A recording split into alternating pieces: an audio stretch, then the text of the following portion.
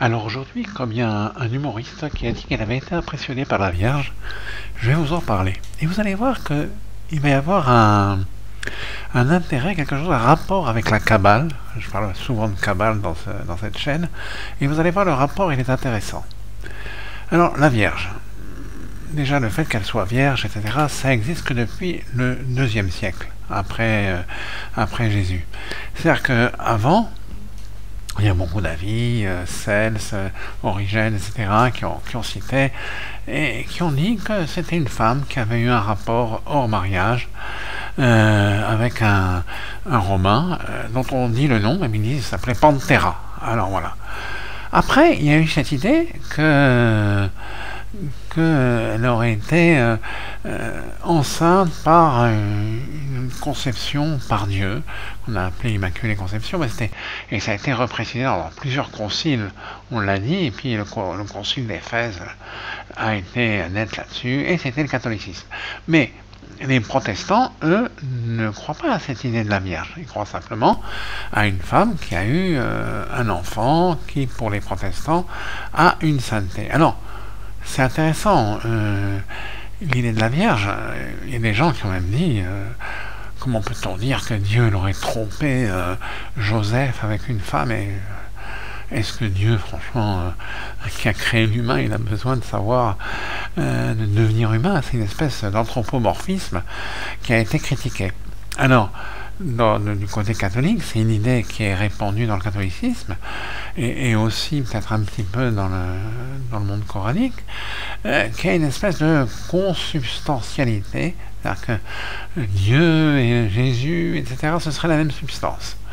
Une substance comme ça. Alors, évidemment, dans le judaïsme, on dit que l'humain et Dieu, il y a quelque chose il y a Dieu est dans l'humain et l'humain est dans Dieu, etc. Bon, quelque chose de compliqué, mais l'anthropomorphisme va loin lorsqu'il parle d'une femme qui aurait une conception par Dieu. Alors on retrouve ça en effet aussi dans certaines tribus primitives où il y avait le soleil qui était un dieu, un tuyau qui vient du soleil qui va dans une femme et qui fait un enfant. Tout ça, ce sont des conceptions. Pour le catholicisme et pour tous ceux qui croient à la Vierge et tout ça, pour eux, c'est pas ça. Les autres, surtout les protestants plus tard, n'ont pas cru du tout. Les protestants sont revenus à l'ancienne conception qui a existé jusqu'au IIe siècle, de dire mais non, c'est une femme normale qui a eu un enfant qu'ils considèrent comme étant Jésus ou le Messie ou ce que vous voulez, mais pas de cette idée d'immaculée conception, etc. Donc c'est une conception qui a été critiquée. Alors évidemment, au niveau du concept, la bonté totale ou je ne sais quoi, c'est un concept qui est plaisant, mais on le retrouve dans beaucoup de religions. L'idée d'un personnage qui serait une bonté totale et qui ne ferait que le bien.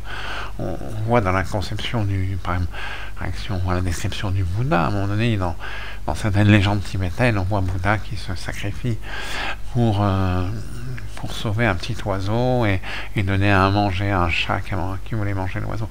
Bon, il y a des histoires compliquées comme ça. L'idée de la bonté totale. Mais il y a une autre idée à propos de cette Vierge qui me paraît intéressante. À l'époque de Jésus et tout ça, il y avait ce qu'on appelait les Tanaïm, c'est-à-dire les gens qui écrivaient la Mishnah, donc ces textes anciens du Talmud, les textes les plus anciens du Talmud, et il y avait dedans Rabbi Akiba, beaucoup de rabbins très connus, qui avaient le même enseignement, qui était à cette époque-là. Ce qui résume toute la Torah, c'est aime ton prochain comme toi-même. Ça résume toute la Torah. Ou ne fais pas à un autre ce que tu ne voudrais pas qu'on te fasse. Et là, on a cette idée de bonté qu'on trouve chez Hillel, chez Rabbi Akiba, etc. Donc, on voit que Jésus, ou cette chrétienté, est né dans ce terreau-là. Et dans ce terreau-là, c'est aussi le terreau de Rabbi Shimon Bar Yochai, et de tous, de Rabbi Akiba d'ailleurs, mais tous ceux qui ont construit la Kabbale antique. Et dans la Kabbale, il y a cette conception du père, de la mère. Vous voyez, vous avez Chochma, Bina, Tiferet. Et il y a un rabbin récent, récent, du 19e siècle, au 18e siècle, le Rav Belamozeg, qui a fait cette connexion. Et il dit, finalement, ce monde chrétien, avec ces idées du père, de la mère, etc. Et c'est un monde qui est né à partir de la Kabbale. Et on revoit les concepts de la Kabbale qui sont repris par le monde chrétien. D'ailleurs, dans ces concepts de la Kabbale, on voit donc qu'il y a une séphira, c'est-à-dire une sphère céleste qui serait plus haute, qui serait Keter, qui est donc Dieu, l'infini, et puis il y a ce contact qui se fait, ça passe par des filtres, et qu'on a appelé, que la Kabbale appelle le père, la mère, etc. Il y a tout le système. Un système qui est simplificateur pour la compréhension du monde kabbalistique, mais qui a été retrouvé donc a posteriori. Donc voilà pour un petit mot sur la chrétienté. Mais enfin, je pense que toutes les théories qui existent n'empêchent pas que malheureusement on peut avoir une idée de bonté. Mais après, la chrétienté a donné l'Inquisition, on peut avoir l'idée de bonté avec le communisme, de fraternité, etc. Hop, il y a eu toutes ces dictatures communistes, qu'on voit tous ces pays communistes avec des dictatures souvent horribles. Vous savez, l'humain ne marche pas obligatoirement sur une théorie. Donc il va falloir rentrer cette idée de bonté d'une façon différente. Ok. La bonté totale. Alors à bientôt.